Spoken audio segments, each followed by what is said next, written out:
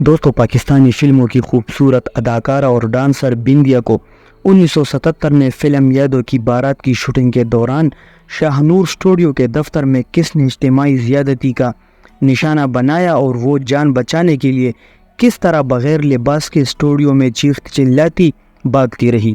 کس مشہور Pakistani film hero نے ایک فلم کے لیے بندیا کو کئی سال تک اپنی رکھیل بنا کر رکھا اور پھر اپنے دوستوں کو بھی اس کے کمرے میں بیچتا رہا۔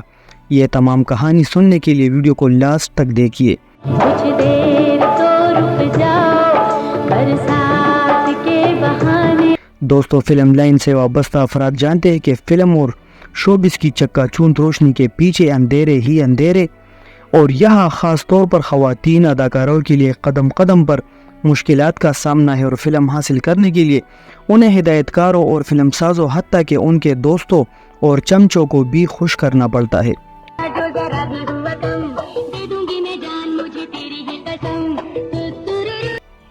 70 اور 80 کی دہائی کی مشہور اداکارہ بندیا ایک اعلیٰ تعلیم یافتہ اداکارہ تھی جس نے انگلش میں ایم اے کیا ہوا تھا۔ بندیا کے خاندان کا تعلق کولکتہ سے تھا۔ ان کے والد ہندو جبکہ والدہ پنجابی مسلمان تھی۔ بعد میں ان کا خاندان ہجرت کر کے لاہور آ گیا جہاں بندیا کی ولادت ہوئی۔ بندیا کی بڑی بہن ایک نیوز کاسٹر تھی، اس لیے عملی زندگی کا آغاز بندیا نے بھی انگلش خبریں پڑھنے سے کیا۔ اس کے دو بھائی اعلیٰ سرکاری عہدوں پر فائز تھے۔ بطور نیوز کاسٹر بندیا کو اپنے کیریئر متاثر کن نظر نہیں آیا، اس لیے اس نے شو بزنس کو جوائن کرنے کا فیصلہ کیا۔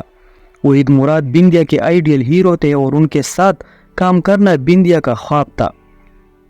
بعد میں کئی فلموں میں جیسے وعدے کی زنجیر، بہن بھائی، سہیلی میں اس نے وحید مراد کے ساتھ کام کیا۔ 1977 میں بندیا کو پہلی بار مشہور ہدایت کار حسن طارق نے اپنی فلم بیگم جان میں ایک چھوٹے سے رول میں کاسٹ کیا۔ اسی سال سپر اسٹار آصف خان نے بندیا کو اپنی فلم یادوں کی بارات میں کاسٹ کیا۔ اس فلم کی تمام کاسٹ پشتو فلم کی تھی، جن میں آصف خان، یاسمین خان، امان نمی وغیرہ شامل تھے۔ اس فلم کے ہدایت کار پشتو فلموں کے لیجنڈ ڈائریکٹر ممتاز علی خان تھے۔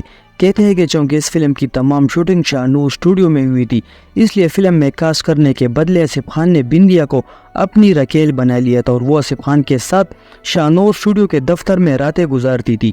چونکہ بندیا خود بھی ایک آزاد خیال لڑکی تھی اور اس کے کئی اور سکینڈلز بھی مشہور تھے، اس لیے یہ صورتحال دیکھ کر کئی اور لوگ بھی بندیا کی طرف متوجہ ہونے لگے اور انہوں نے آصف خان سے مطالبہ کیا کہ وہ بندیا کو ان کے ساتھ بھی جسمانی تعلق رکھنے کے لیے مجبور کرے۔ کہا جاتا ہے کہ آصف خان نے اپنے دوستوں سے کہا کہ جب وہ اسٹوڈیو کے دفتر آئے تو وہ جا کر اسے پکڑ لے، اور یوں ایک دن جب صورتحال سے بے خبر بندیا اسٹوڈیو کے دفتر گئی تو چند با اثر افراد نے دفتر کی کنڈی لگا کر بندیا کے ساتھ زبردستی کی، جس میں نہ صرف بندیا کی عزت لوٹ لی گئی بلکہ اس کے کپڑے بھی تار تار ہو گئے، اور جب وہ چیختی چلاتی جان بچانے کے لیے دفتر سے باہر بھاگی تو اس کے تن پر کپڑے تک نہیں تھے، اور باہر سینکڑوں لوگوں نے اسے بغیر کپڑوں کے اسٹوڈیو میں بھاگتے دیکھا اور چند لوگوں نے اسے ڈانپنے کے لیے اپنے چادر اس پر ڈال دیے۔ یہ وقت بندیا کے کیریئر کا ابتدائی دور تھا اور اس واقعے نے اس کے کیریئر کو برباد کر کے رکھ دیا، اور اس کے بعد وہ فلموں میں ثانوی کرداروں اور ڈانسر سے آگے نہ بڑھ سکی۔ اگرچہ اس نے وحید مراد، ندیم محمد علی، شاہد سلطان راہی جیسے سپر اسٹار کے ساتھ کام کیا، لیکن وہ کبھی ٹاپ ہیروئن نہ بن سکی۔ البتہ اتنا ضرور ہوا کہ اس پر پکچرائز ہونے والے اکثر گیت سپر ہٹ ثابت ہوئے۔ اس کے بعد بھی بندیا کی بے باکی اور بولڈنس میں کوئی فرق نہیں آیا اور اس کا نام کئی افراد کے ساتھ لیا جاتا رہا، جن میں اداکار نبیل سر فہرست ہے، جس نے دعا اور حالیہ بلبلے ڈرامے سے بہت شہرت حاصل کی ہے۔